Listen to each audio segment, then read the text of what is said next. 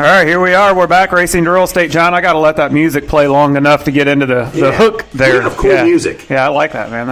It's cool music. That's pretty neat. Gets you fired up. It does, man. Gets you fired up and ready to talk here, racing to real estate. What is this, John? Is this episode 5, I think, right? Yep. Episode 5. Season 2, episode 5.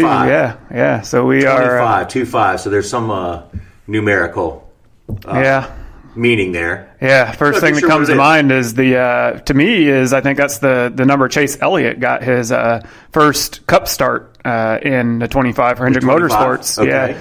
Yeah. What year would that have been? 16, I guess it would have. 16 or 7. This is Chase's third full-time year. Third full year, yeah. So 16, I think he started. 16. His first Cup start was Martinsville. Yep. Brian Vickers drove a 25 for Hendrick Motorsports for a while. Yep. So it's a good 25. It's a good number. Yeah, I like that number. So anyway, here we are. We're back and at it here. Like I said, season 2, episode 5. We are recording in Mooresville, North Carolina, offices of Anchor Real Estate.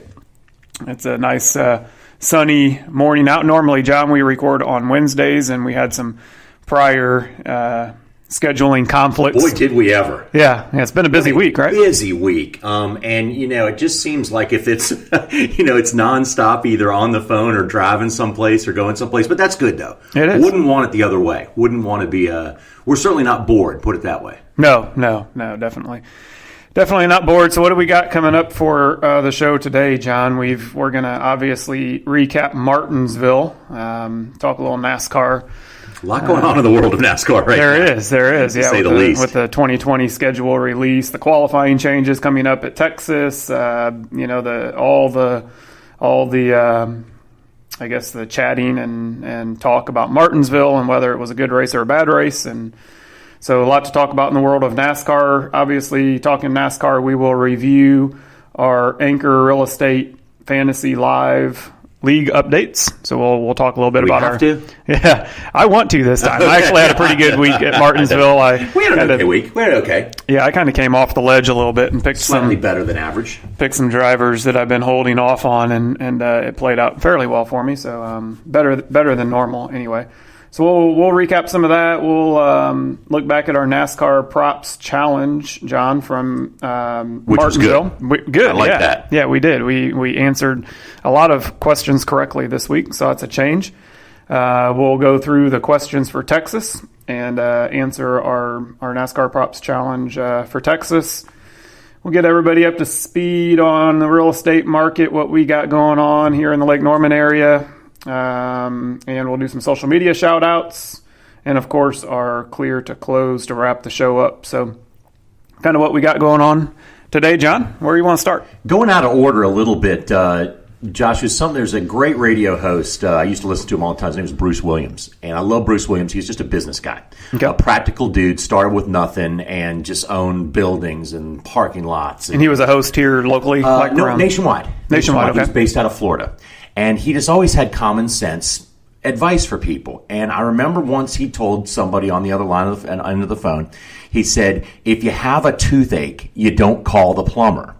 And that resonated with me throughout life because if you have a toothache, you need to go to your dentist, not your plumber. Right. And if you have property that needs to be sold, you need to go to a realtor because, Josh, we've had a lot of people come up to us lately because of the advent of Zillow and Redfin and things of that nature and Door Knock or One Stop, whatever they call all these new things that are coming out. And yeah, there's ways to use technology to get around paying commissions. And I understand people want to save money, but in the long run, you really don't. You need to consult a professional when it comes time to sell your home or go out and buy a home because there's just simply too much going on. I mean, we spend too much time in the real estate business with our clients doing things that they absolutely can't do, don't have time to do, or would fall through the cracks if they're trying to do it themselves. And another example, we're living right now, good friends of ours, been on the market forever under a for sale by owner banner to save some money, but they're not professionally marketed. They're not on the MLS system. They're not out there in front of the networks and the people that professional realtors know. And so therefore, I would say, again, don't, and and if you don't call the plumber, so say you have a toothache and you call the plumber anyway, that plumber is going to fix the leak in your house. You could save $79 by trying to fix that leak yourself. Yeah. But what if it springs again? You don't have the professional to go back on, someone that has the education, someone that does it every day. So in other words, and Josh, you've told me this before, about 93% of for sale by owners do not end up on the closing table. It is about 7% that end up on the closing table, whereas we're in the 90s the other way around in terms of selling a home. So the sweet sensation of saving a little bit of money will fade long after you find out how difficult it is really to sell a house yourself. We're here to help, and the track record speaks for itself. Yeah, and I agree. I think the number that I know for sure, John, is that in our local market, which this number is higher in our local market compared to a national average, but in our local market, I do believe we are somewhere between 92 and 93% of all real estate transactions that close. 92 to 93% of them are represented by a realtor. Yep. Or a broker, I should say. I mean, most, I don't know the number of brokers in our state versus realtors. Obviously, there's a difference. A realtor is a member of an association. Yeah. A broker is somebody licensed to sell real estate. But in any event, majority of transactions in our local market, I think the national average somewhere around 88%. But, you mentioned... It's still not very good. No. The odds, I would say, aren't always in your favor. And one thing that I think people get confused of or on sometimes in regards to maybe a for sale by owner or something like that is that, when they sell the property and when they're considering comparables and they're trying to figure out a price that their home is worth, they oftentimes look at homes that sold with a realtor and included a commission. And when an appraiser is coming out to appraise a home, they're certainly going to take that into consideration when they tell you the value of the house. An appraiser knows if a home was sold through the MLS, that commission that was paid out is documented. It shows on the MLS what cooperative compensation was. And, appraisers will deduct that from the value of someone's home if they're selling it by owner. So oftentimes, it's more of a matter of, I think, of education. Sometimes the homeowners, but definitely something we battle. And it's funny because I just got back in the wee hours of last night from a few-day trip over to Raleigh, North Carolina, where I'm on the board of directors with NC Realtors, also on the board of directors here locally in Charlotte for Carolina MLS. But NC Realtors, the statewide association for realtor members, I think just under 45,000 members of NC Realtors. That's how many realtors there are in North Carolina. That doesn't include, there are some brokers out there that don't elect to be realtors. A lot of them are commercial brokers because commercial brokers typically don't belong to our membership. They have a commercial alliance that they're sometimes members of. But in any event, spent a few days in Raleigh and we met with over the course of 3 days, had breakfasts, lunch, dinners, cocktails, sit-down meetings in the legislative offices with a majority of the state's senators and Congress people lobbying on a few different pieces of legislation that are coming up through their respective chambers as they relate to private property rights and really the real estate industry in general. And, it's something that's, if you're a realtor out there, I would encourage you to become involved and understand how these different pieces of legislation can affect our livelihood and our business. 3 bills, and I'll try not to get off on a tangent on this, but 3 bills specifically, John, that we were looking at down there and really advocating for to all of our politicians in Raleigh. One of them is a bill that would require developers. Well, for starters, it would create a statewide database for every road in our state. And what happens, John, is sometimes a developer comes in and they build a subdivision and they don't build the roads to DOT standard.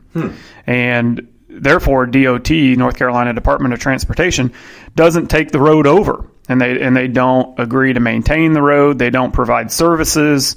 And a lot of the times it's really hard to track that down. Who owns the road? Who maintains the road?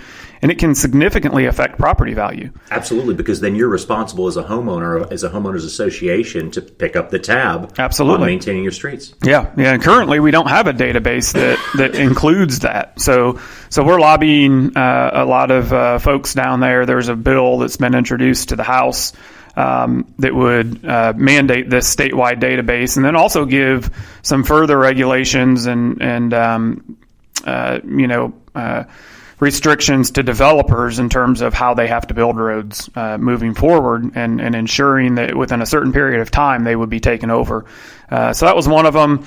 A big one that we were down there that came up a lot, and this doesn't necessarily have to do with private property rights, but certainly near and dear to probably a majority of realtors' hearts, is there's a bill that has passed the Senate, and I believe it was Senate Bill 86, and then there's House Bill, I believe 484, that was just introduced on Tuesday, and that legislation is to provide association-based health care in the state of North Carolina.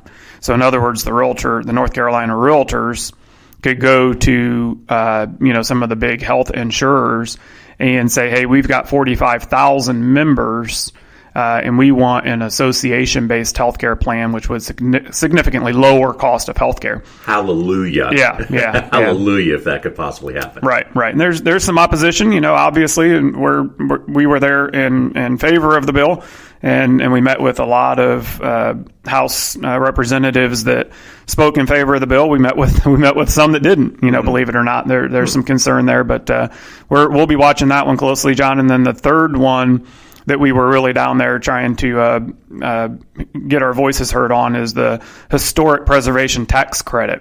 So there's a pretty big chunk of money out there that the state has budgeted for, and that tax credit ends in 2020. But basically what it does is allows developers to go into towns like, say, downtown Mooresville, where our old mill was, and people can buy that property, renovate it, get businesses operating out of there, and have a reduced property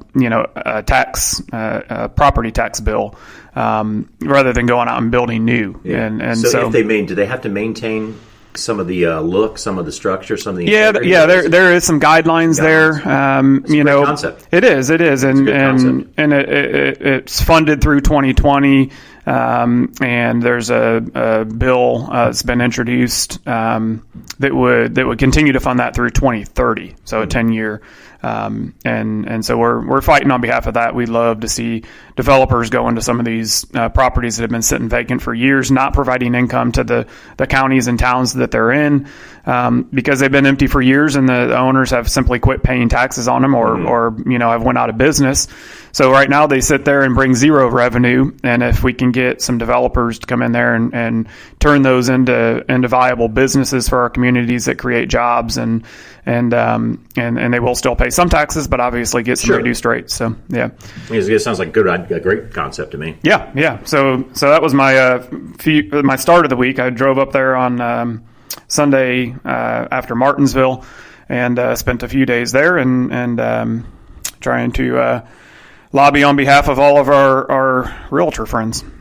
Yep, which we need. Yeah, absolutely. Those all sound like great things, and I hope we get through it. But the real estate market's in full swing. We're excited about that. It seems like every day there's a few more people that are calling, inquiring. Some favorable movement on interest rates last week. Yes, that was big. Which was good. So, the real estate, it is officially spring now, so that's good. And people are out and about, and there's quite a bit going on. So that's always fun. Our partner, Tracy Roberts, is at a closing right now. Very cool. And she just put a lot in an area called The Point in Mooresville. So a lot of people are interested in that, or are familiar with that. That lot's up and for sale, and an awesome opportunity for someone to build. And then looking at a little bit of office space available, but that you can all find at anchorre.com. Yeah, absolutely. So visit anchorre.com. You can see all of our listings. You can see any listing out there. So, it's not just our listings. If you're in the market looking for some property and you want a trusted source that you can go to that guarantees accurate information, our website links up to the local MLS. It updates every 15 minutes. So a lot of the properties, John, that searchers might find on big nationwide popular portals, I don't want to mention any names. Sometimes that information isn't always 100% accurate. Yeah, it doesn't update. Outdated. Yeah, a bit outdated. It doesn't update frequently, or it sometimes doesn't update at all.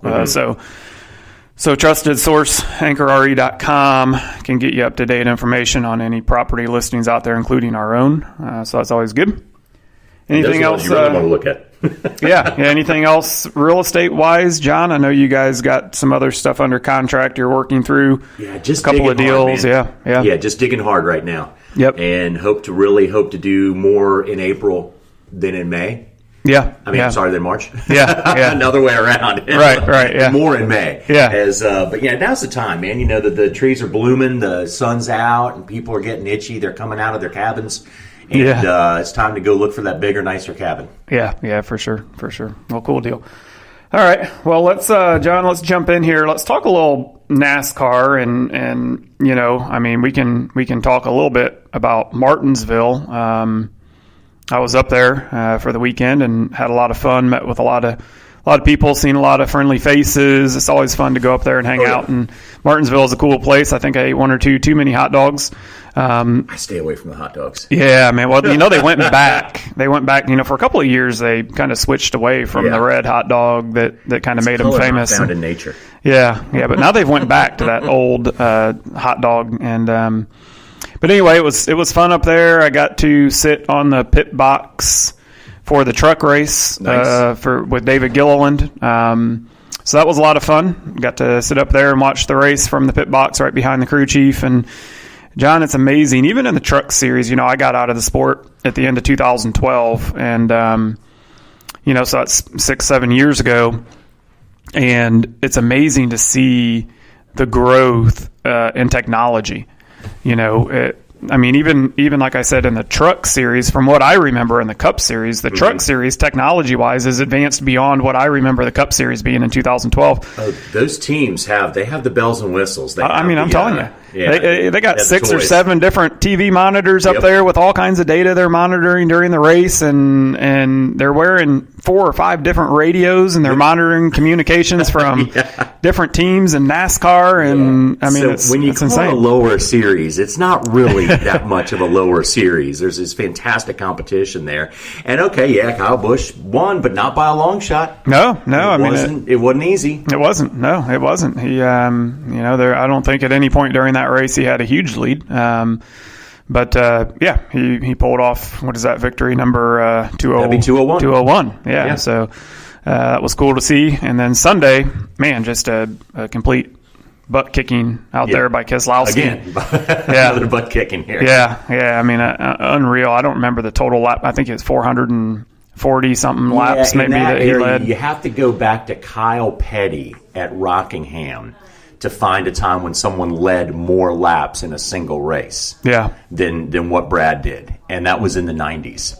So that just tells you how dominant a performance that was, and also how hard it is to pass these days. So maybe, I don't know, that's something probably I'm sure NASCAR's looking at, and I'm sure a lot of fans are kind of bitching and moaning about right now. Yep. But that's just a race in and of itself. Every football game does not have a Hail Mary ending. Mm-hmm. Every baseball game does not have a walk-off home run. Right. And therefore, every race is not going to be a last lap pass. But still, he had to work towards the end to get that thing. Just leading the most laps does not mean you're going to win a race. And so we have a whole different beast coming up at Texas. So hold on, fans, is what I'm saying. Hold on. Yeah, it'll get interesting here this weekend. Talking about Texas, obviously the guys and gals, all the teams are filing out there today. Truck guys are already out there. I think they're on the racetrack today. They race tomorrow night, but there's been a lot of talk this week, I think since Monday morning when NASCAR announced their new qualifying procedures for Texas and I think any track moving forward that runs that type of aero package. Yeah. What kind of feedback or what are you hearing on that? Well, it was a pretty easy. I thought it was a pretty easy solution. The problem was no one wanted to be the first out on the track because you would have had a disadvantage because you couldn't draft. Right. So everybody, California, sat out there on there were 12 cars out there. No one wanted to go first, and they clogged up the end of pit road. So it was pretty easy, I think, for NASCAR to say, okay, look, this is just easily fixed. If you do not take a lap, if you make the third segment of qualifying or session, whatever they call it, if you make it there, you must run a lap or you go to the back of the pack. Because if you didn't run a lap before, the worst you could start is 12th. Right. Now the worst you can start is 40th. Yep. So also, if you do anything to impede anybody else's progress, the gamesmanship or whatever, in the pits, you then therefore would go to the back of the pack as well. Now that opens up a can of worms also. It does to me, yeah. Yeah, it's a little can of worms. So NASCAR can say, hey, Josh was impeding John's progress. And Josh said, no, I wasn't. I was just out there. No, he couldn't get around you, so you're starting at the back. So that could be a little can of worms, and it could be a great debate point. But for the most part, it's pretty simple. Run a lap in the third qualifying session, or you're going to the back of the pack. Yeah, my question is this, and certainly all the wonderful people over there running NASCAR are a lot smarter than me, but why wouldn't they just say, if you leave your pit stall from pit road, once you leave your pit stall from pit road, you have to maintain pit road speed and you cannot stop on pit road. Rather than saying just don't impede someo's, because that to me is just a gray area. You know, I mean, it's debatable, right? Yeah. How fast? If I leave my pit stall, can I still go down to the end of pit road and stop if I'm not in the middle of pit road? That would be considered impeding, I believe. Okay. So you're not allowed to stop on pit road. You're allowed to stop because that would be considered impeding somebody else's progress, especially at because what do you say, Josh? There's basically 3 lanes on pit road. There's a pit, and there's about almost any pit road is going to give you 2 lanes right there. So if you block one of them and you stop, I believe they could say, hey, you're going to the back of the pack. Okay. So I think that's how I think basically that's how they answer that, because that was a great idea at the beginning too. We said, hey, let's just say easy enough. Let's say if you leave your pit stall, you got to get going. You got to keep going. Don't stop. Right. Well, I think that's why they said, well, don't impede. And that includes the don't stop at all. So it's a pretty easy fix, but what it's going to do, I think, and what people need to stop, every once in a while we got a caller here or there, got a person that would say, hey man, that's just another rule. Now NASCAR has another rule. No, it's not just another rule. It's a rule to make qualifying work well.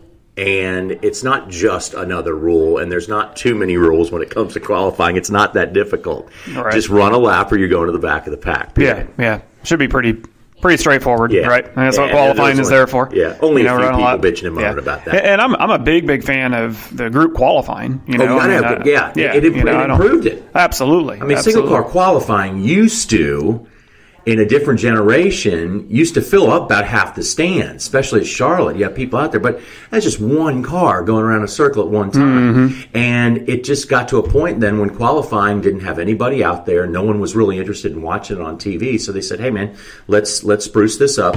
And they went halfway in between the old dirt track stuff with the heat races. The old Saturday Night Shootout where everybody came from. You'd have a heat race, and then you'd have a feature. And those were actually heat races. Well, they didn't want an actual heat race. So about halfway in between single car qualifying and heat racing is group qualifying. You get cars out there on the track. Right. There's strategy. When do you go? When do you not go? When you call it enough? I thought it was a great change. No, I did too, for sure. And it lowered the cost a lot, right? Because all that qualifying oil and engine and for TV. Because single car runs at some of these racetracks, you'd be qualifying for an hour and a half or 2 hours. We used to use the old TiVo on that. Was what we used to call when we do a qualifying session. We'd TiVo because first you'd have those qualifying sessions, and it was not nice, Josh. But honestly, this is the way we did it, or the way our producers did it on Speed Channel. They would look at the rundown, the qualifying order. Right, it would be determined by picking the pill. Right, you pick a number. And that's where you qualify. It was completely by random draw. as to whether you got early or not, and we would look at, okay, in this little segment it had Jeff Gordon, Dale Jr., and Jimmy Johnson right there, so we'd stay on the air there, and you'd schedule your break for the three that maybe weren't as popular. The guys that are in and so you'd go off the air, and then we'd get the phone call. You'd be doing a qualifying show, and your phone would ring, and they'd say, "Why are you guys in commercial break during my qualifying run?" So then what we did was we would run through the qualifying order, and we'd take a fake break. So like, say you just did your qualifying lap, I'm next to go. We'd take a fake break there, except we'd come right back up, dip to black and go right back up. Then the computer would take that little black thing and insert a 2-minute commercial in it later. Oh, yeah, I got you. But then you're all of a sudden, now we're at Talladega. Yeah. Talladega, you got a 4-hour qualifying show sometimes. Yeah, which is crazy. Which is why I always wondered why Mike Joy would always take qualifying off at Talladega. I was glad. I'd love to do it. I was always up for it. It's a lot of talking, though. Yeah. You had a lot of fill time. Said, hey, man, you want to do a qualifying session? Yeah, I'd love to. Okay, you got Talladega. Oh, boy. Okay. But I'd do it. Hell, I'd do it. Yeah. No, so I'm a fan of the group qualifying. Obviously, I think that NASCAR probably made the right call there. I think their changes to this weekend are in the right direction, and we'll know tomorrow. We'll see it. And it'll be on TV. Schedule. Yeah. So, and I'll be 100% honest with you, John, with my trip to Raleigh. I know the schedule was released late in the day on Monday. I think it was. I seen stuff blowing up on Twitter about it and social media. I still am yet to actually pull the new schedule up on NASCAR.com and really, really go through it. So anything that I know yet about the schedule is stuff that I've read on social media, which it seems like the two biggest areas of contention that I have really heard about are obviously ending the season at ISM instead of Homestead. I read a lot of big move. Yeah, about a lot of things on that, both positive and negative. And then I heard a lot of people commenting on the fact that the second Daytona race is no longer the 4th of July. It's going to now be the final cutoff race going into the chase. So those were the two big things I've been hearing about. Were there any other big changes to the schedule? In a nutshell, the biggest changes were those two things. I think it's big that Bristol's in the chase. Darlington starts the chase. That's huge. Indy, where it is, it's going to be hotter than blazes probably, as you well know. So where did they move Indy to now? Indy's now the 4th. Indy's now in that spot. Yeah. And so those are the big changes there. The doubleheader weekend at Pocono, I think, is a pretty cool concept. We'll see how that plays out. But what people didn't understand with the schedule, after it came out, we kept seeing tweets and getting phone calls from people saying, hey, look, man, they didn't lose or add any racetracks. All they did was shuffle dates around and move some things here and there. Well, they couldn't because there was a 5-year agreement between NASCAR and the current racetracks that guaranteed these tracks a race, an event. So as we see with Pocono, you can't take an event away from Pocono this year. You could in 2021. Okay. Because there is an agreement that you had. They didn't say when. So now Pocono, we guaranteed you 2 dates, 2 cup races, right? Well, now you got them, but they're Saturday and Sunday the same weekend.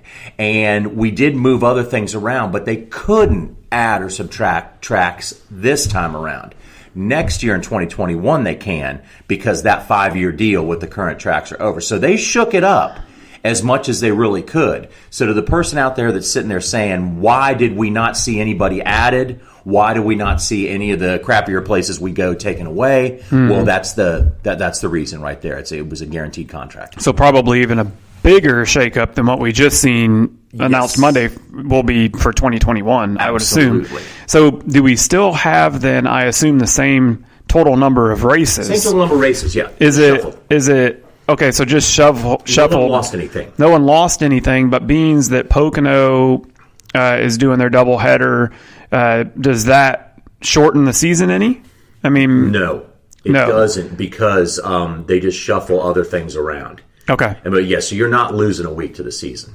Okay, that was my question, and I haven't got to review the schedule enough yet to know. But you used to go to Pocono on 2 different weekends. So now if you're running 2 races in one weekend, you would think that would open up a weekend. But what I believe is what happened is the way they laid everything out, the way the calendar worked, is you're actually still, mid-February to mid-November. Right. Maybe they threw an extra off weekend in or something. But yeah, so that was the only thing I wasn't sure of was, being that the doubleheader deal, if that shortened the season a week, or being that they didn't add another racetrack, it either has to give an extra off weekend the way I look at it, or it had to shorten the season. So, I believe it's an extra off weekend is what. And it very well could be. I mean, heck, you only get 3 of them in 37 or 38 weeks. So an extra off weekend would probably be very well deserved and respected by most of the teams, would be my guess.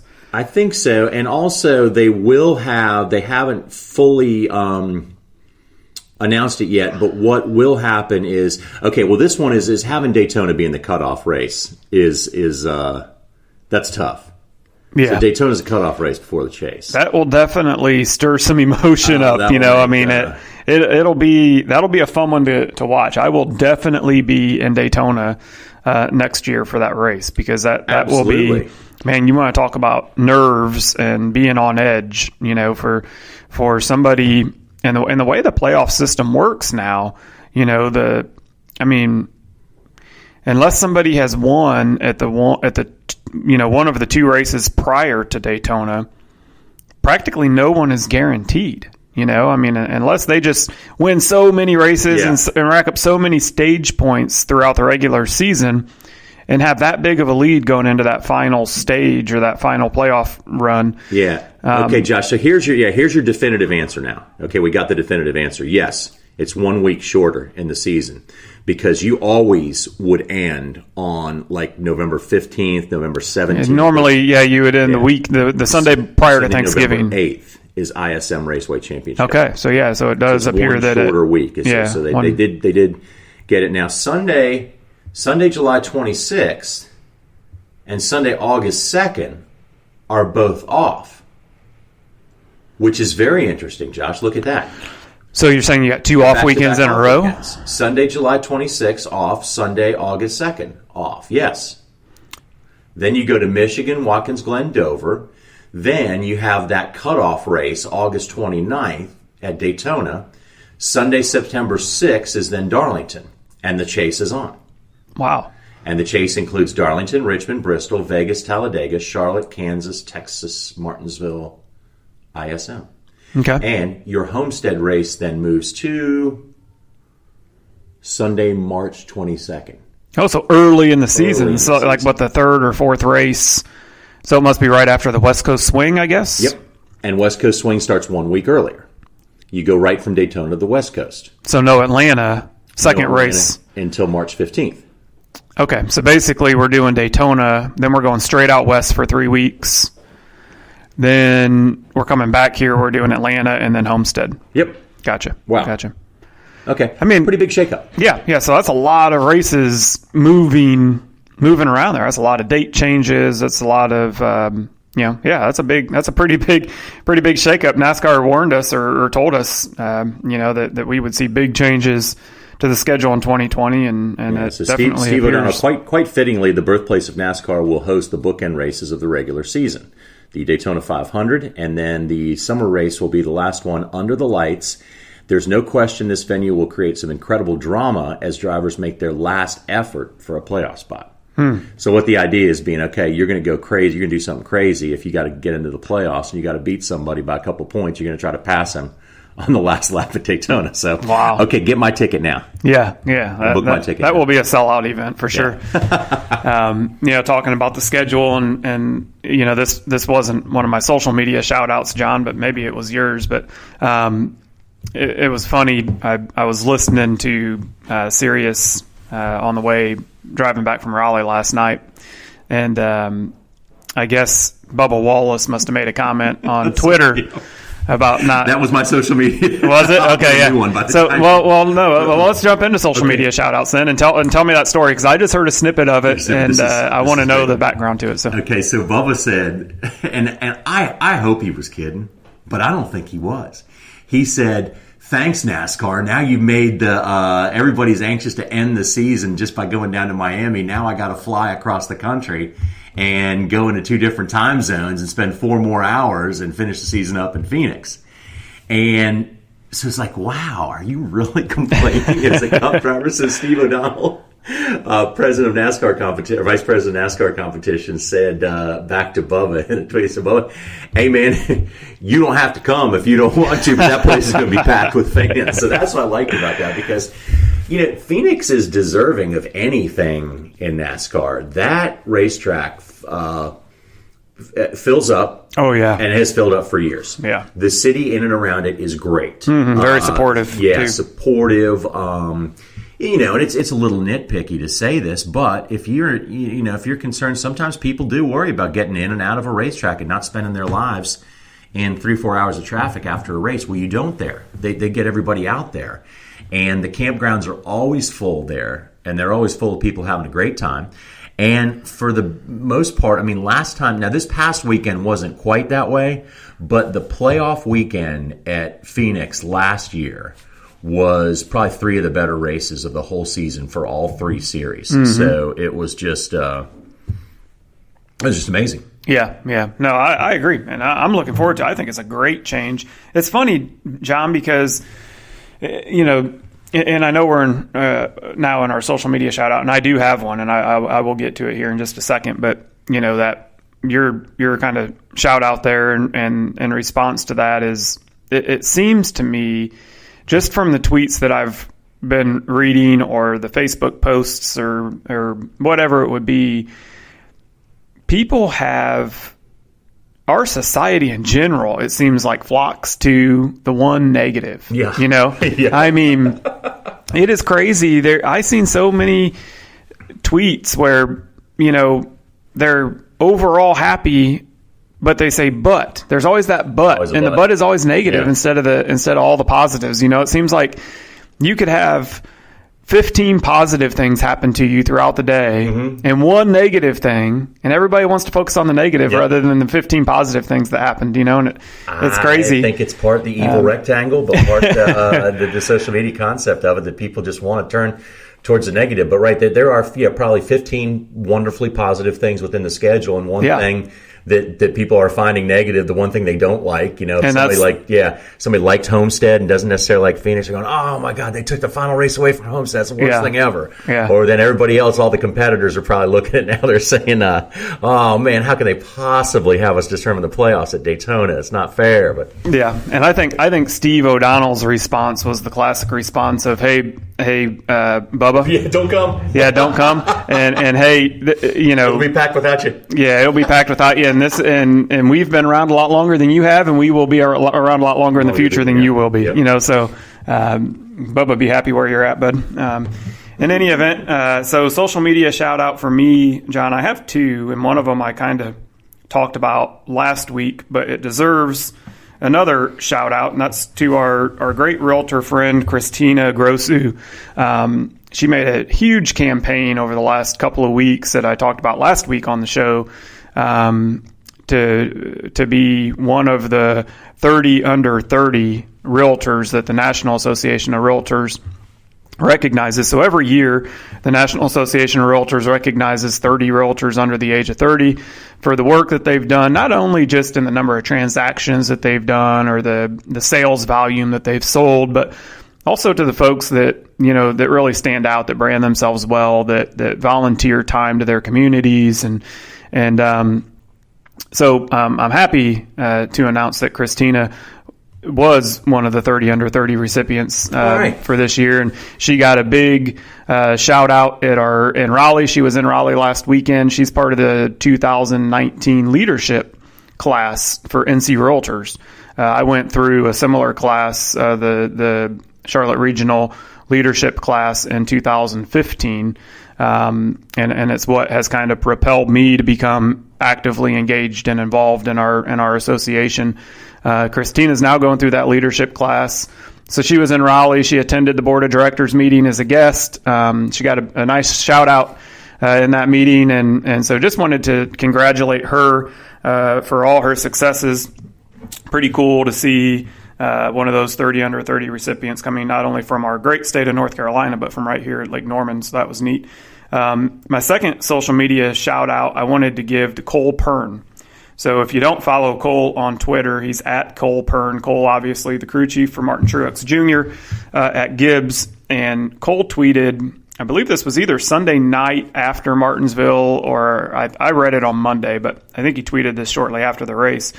He said, I can't think of a racing series anywhere in the world or in history where increasing corner speed has produced better racing, yet here we are. So, I've read that and I was like, wow, that's a pretty bold statement from Cole. It leads me to believe that obviously he may not be a huge fan of the current package that they're running. And I heard Harvick on his show yesterday. I heard him commenting about Cole's tweet and kind of agreeing, the package with the splitter being the way it is now and the tall spoiler and everything, it has increased corner speed and it probably makes the cars a little easier to drive. Yeah. So I found that tweet interesting. I don't know. I haven't checked back on the tweet to read a lot of comments to see how much, what the comments were, how many likes or retweets he got. But yeah, I bet it stirred up a lot of people. And it'll be interesting to follow this package and see, I think it's still too early to judge. There's 3 different packages that we've seen so far. But I think that NASCAR will do the right thing if necessary. If there needs to be tweaks to the package in the middle of the season, I think you'll see them. And if not, then they obviously don't think that they're needed. But I found that tweet pretty interesting, so that was my other social media shout out. Do you have any others, John, that was the one? No, okay. Just Bubba. That's the one that caught my eye. Yeah, absolutely. Cool. Well, we got that out of the way, so let's jump in, John. Let's look at our NASCAR Anchor Real Estate Fantasy Live League. Oh, boy. Yeah, we got to do it. It's part of the show. So let's jump in here. Let's talk about Martinsville. So I kind of, the last few weeks, John, I've been pretty cautious about my picks, and I've been trying to really save Kyle Busch. You got to save the dudes if you use them all up. Yeah, so but this week I was like, you know what, I'm sick of, I'm sick of finishing almost last every weekend, and I'm gonna pick some good folks in my opinion and try to do better. So my starters for the weekend were Joey Logano, Denny Hamlin, Chase Elliott, Martin Truex Jr., Clint Bowyer, and my garage pick was Jimmy Johnson. Obviously, Jimmy stayed in the garage. And I think the rest of my picks were all pretty good. Now, I didn't have Keselowski, and I was on the fence between Bowyer and Keselowski when I was picking my 5th pick there. Looking back at it, I probably wish that I would have picked Keselowski, but I had already had Keselowski in my lineup one other time this year, and this was the first race that I had Clint as a starter. So you get 10 uses for every driver, so I decided to save Keselowski for some tracks coming up, but man, the way he dominated that thing, I should have played him. But overall, for me, it was pretty good. I had Chase Elliott picked to win the pole, so I didn't win any points there. I had Logano picked for stage 1, which obviously he did not win, so I didn't get points there. I did have Keselowski picked to win stage 2, which he did, so I got the 10 bonus points for that. And then I had Logano picked as the race winner. So I didn't get any points there, and then I did have Ford picked as the race winner, so I got my 10 bonus points there. But overall, those picks got me, let's see here, from Martinsville, got me 217 points in total. I finished 4th in our league of 15 folks. Patrick Duncan was the winner over the weekend, scoring 224 points. Yeah, he's been kicking butt here lately for sure. And the Roberts team, you guys were 8th this week. You scored 188 points. Who was your starters there, John? Well, remember? here's just one thing. I always want to comment on the good things. Okay. Accentuating the positive here. I was looking through the field because you have to be careful in this league because of the rules. you get 10 times to pick a driver. So Yep. you can't use everybody up. You can't use all the stars up at the beginning of the season. So I was looking, okay, which one of these guys who normally runs well am I going to leave out? And who am I going to put in? Well, one of the picks that I put in that we normally wouldn't go to was Daniel Suarez, and he finished 10th. Yeah. So we put Daniel Suarez. So you got some in good as the points starter out of him. And got Yeah. some good points out of that. So. That's good. That's good. And that's all I got to say about that. Because everything else, I was wrong on everything else. Yeah, I hear you. So Chase Elliott was obviously in my lineup. I'm going to let Tracy pick the drivers next week. Yeah. For the Roberts team because I just suck. So Chase is I've used Chase the most this year. So that was my third use out of 10 with Chase. So other than that, I there's a couple of drivers I've used twice. I've only used Harvick once. I've used Kyle Busch once. So I still got some good use out of them coming up down the heart of the season. Guys 3 times. I need to. I've used Truex for the first time last weekend, so I still got 9 more uses from him. Logano I've used twice. Keselowski I've used twice. So I need to slow down on them guys because the way Penske's been running, looks like they're going to be strong for the whole thing. Let's look here quickly, John, before we jump off of this at the overall now. So this is through all the first 6 races. Anchor Real Estate NASCAR Fantasy Live League. We got Rubbin is leading. Do you know who Rubbin is racing is? I'm not sure either. They're leading overall. They got 1,226 points. Tyler Lucas, not sure who that is either. He's Ty Lucas 88. He's in second place, 1,209. Chris Owen is in third place. We got Biff's girl. That's Christina Grossu, the one that I've been giving shout outs to here the last couple of weeks. She's in a strong fourth place finish with fourth place points result as of right now, 1,183 points. And then we got Pirate Girl, not sure who that is. She's fifth with 1,179. I'm currently in 10th place, John, 1,079 points. So what is that? Roughly just under 145, 146 points out of first. And you guys are still 15th, John. We didn't qualify for Daytona. We didn't make Daytona. Yeah. So we're behind. But getting closer. You're chipping away. Chip Johnson. Do you know Chip Johnson? Facebook friend. Okay, Facebook friend. Davis Technologies 2 is his username. He's 882 points scored. You guys are 820, so only 62 points before you can get off the bottom of the bucket there. So let Tracy make your picks this week at Texas, and I think you guys will score a lot of points, and maybe you can jump up a spot there. So anyway, that's our Fantasy Live results, our update for Martinsville. Anybody that isn't playing that's out there listening that wants to, it's very easy to sign up on NASCAR.com. It is free. We have a lot of fun doing it.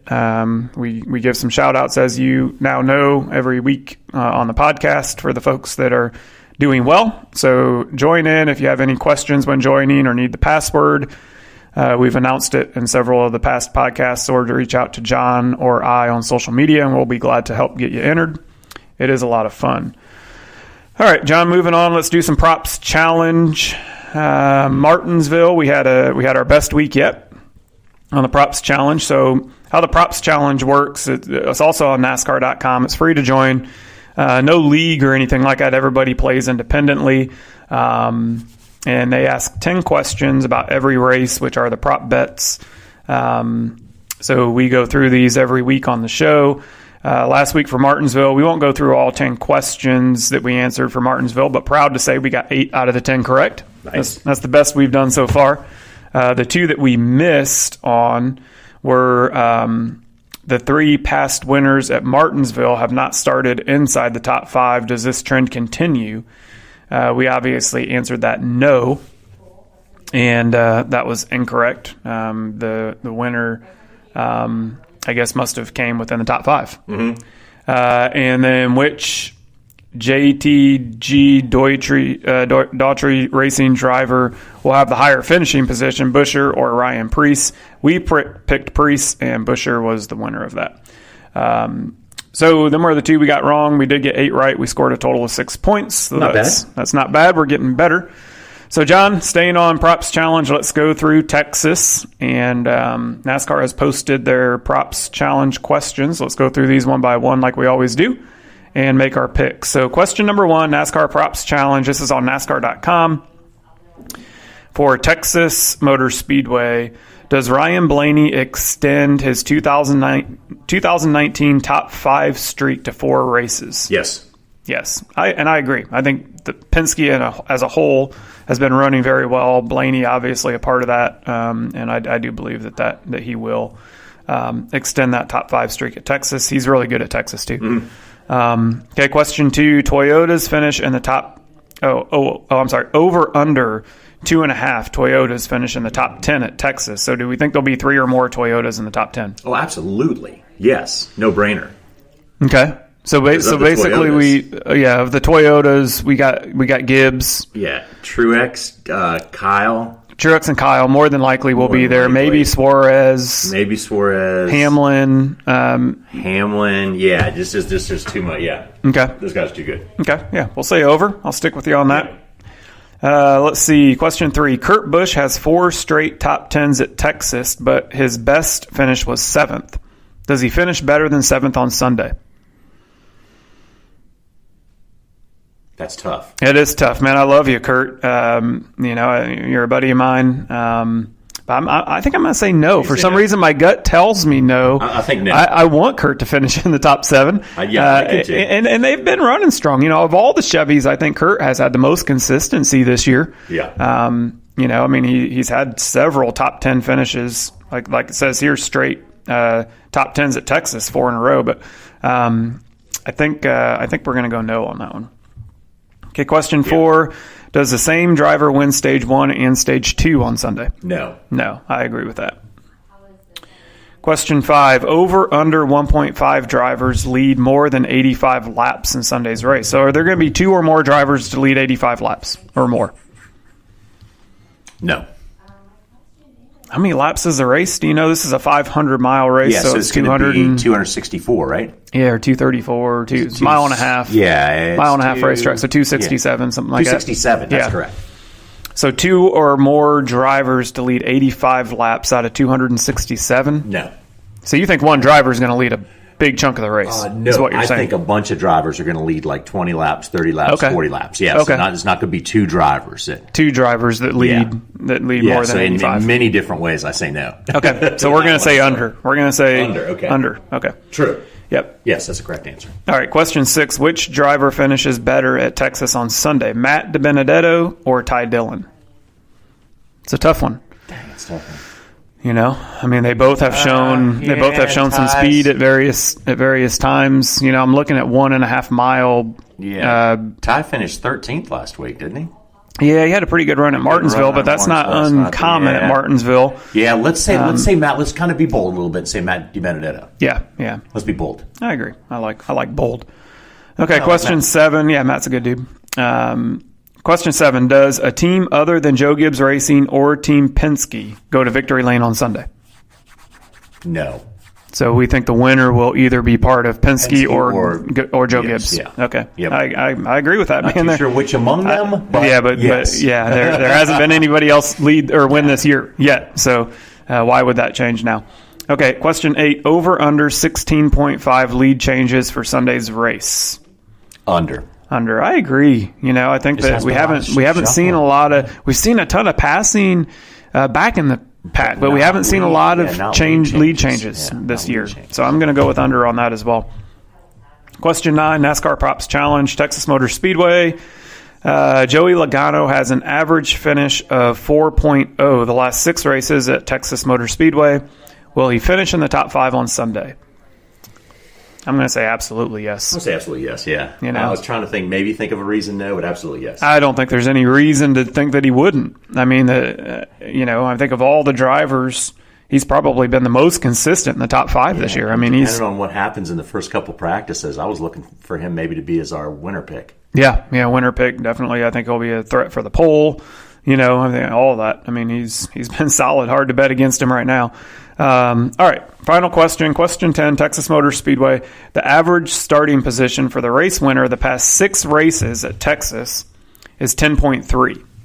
Will Sunday's race winners start inside the top 10? Yes. I couldn't agree more. Yes. Unequivocally, yes. Absolutely. All right, there we have it. You have picked all 10 props for Texas Motor Speedway. Tune in March 31st, 3 p.m. Eastern Time on Fox. And the good thing is we can change up until race time, right? We can. You can change. Yeah, that's right. Good point, John. You can log in and change your picks, either your Fantasy Live picks prior to the start of the green flag and your props challenge picks. So if you pick early and then want to make some changes, you certainly can just screw it all up, too. That's you right. can second guess yourself and mess up your whole lineup. That's right. All right, John. So let's see. I think we've gotten through most of our agenda here. We've kind of recapped all the NASCAR stuff. We've done our social media shout-outs, the Fantasy Live results, NASCAR props. We've talked a lot about real estate at the beginning of the show, which is always fun. So I think we are ready to go clear to close. John, what do you got? Well, I said this on social media yesterday, and I just believe this is that there are people that we know, Josh, that tend to work their butts off for other people. And just our partner and my wife, Tracy Roberts, just wanted to say that the last couple of weeks she's done nothing but stuff for charity, stuff for other people. When you want to look at an example of how people help others out, you should look to her. So I was scolding her yesterday because soon she needs to do something for herself. Yeah. And every once in a while, you got to remember, you got to do something for yourself every once in a while. Yeah. Even if you're a selfless person that gives a lot back to others. So no, that's 100% right. Congratulations to her on the work she has done the last couple of weeks on several different projects, several different fronts, and helping a lot of people out along the way. Yeah, for sure. I got to give Tracy a big shout out for all the work that she's been doing on behalf of Lake Norman Humane, for Absolutely. sure. And I know she does for a lot more than just Lake Norman Humane, but she's been instrumental in chairing that events committee. And between her and the committee that she's assembled, they've been hard at work planning a grand opening event for our new facility that we plan on opening in June, as well as a big gala that there'll be a lot more announcements on in the next coming weeks that will happen later in the fall. A lot of good announcements to come. Yeah. So shout out to Tracy for sure for all the work she's been doing on that. And John, I know how that can get. You know, I've been very active in a lot of different boards and nonprofits, obviously president of Lake Norman Humane. I'm board of directors for the Housing Opportunity Foundation in Charlotte. I sit on the board of NC Realtors. I sit on the board of Carolina MLS, and sometimes that stuff can really, the next thing you know, you're on the board of 4 or 5 different organizations, a couple being nonprofits, and you can quickly realize that not only do you need to spend some time for yourself, but you also need to spend some time doing the things that earn you the opportunity to sit on those boards and which is make money and sell some real estate. So it's easy to get sidetracked, but we definitely appreciate everything that Tracy does. And yes, she needs to take a weekend for herself and do something fun. Okay. So for me, my clear to close, usually just kind of talk about my schedule, what's coming up. Excited tomorrow. Several of us on behalf of Lake Norman Humane are going to take a visit down to Greenville Humane. They've invited us to come down and tour their facility with them and kind of be transparent on some things that we're asking questions on as it relates to us moving into our new facility in terms of operating and things like that. So very thankful for Greenville Humane for opening their doors up and letting us come tour their facility and ask some questions. So that'll be tomorrow. Looking forward to that. Let's see, John, what else do we got coming up? Monday, April Fool's Day. April 1. Yeah, so don't forget to fool someone. I'll just keep fooling myself. Yeah, play a big prank. And then next Friday, we got Realtors Care Day. That's on the 5th of April. I don't remember how many annual that is, John, but Realtors Care Day is a day that we've been doing. Actually, it's planned through the Housing Opportunity Foundation, which is the nonprofit arm of Charlotte Regional Realtor Association. And it's a great event where realtors kind of put their phones down for a day and pick up hammers and go out and work on people's houses that are in need. So that's always a lot of fun. Looking forward to that. And then following week, John, we got the State of Real Estate Conference in Wilmington, North Carolina on the 11th and 12th. Which I am planning on hopefully being down for. So a lot of fun things coming up in the world of nonprofits and humane and and real estate and all that good stuff. So looking forward to it. It should continue to be busy April, and that's the way we like it. Yeah. So, all right, folks. Well, we definitely appreciate you tuning in. Racing to Real Estate Season 2, Episode 5. You can find us. Where all can they find us, John? They can find us on iTunes. You can find us on all the social media channels. Social media platforms, Facebook, Instagram, Twitter. That's right. iTunes. We are on YouTube. So we are easy to find. Check us out. Ask us questions if you have any. And thank you for tuning in, folks. Have a good weekend. And enjoy the theme song. Yes.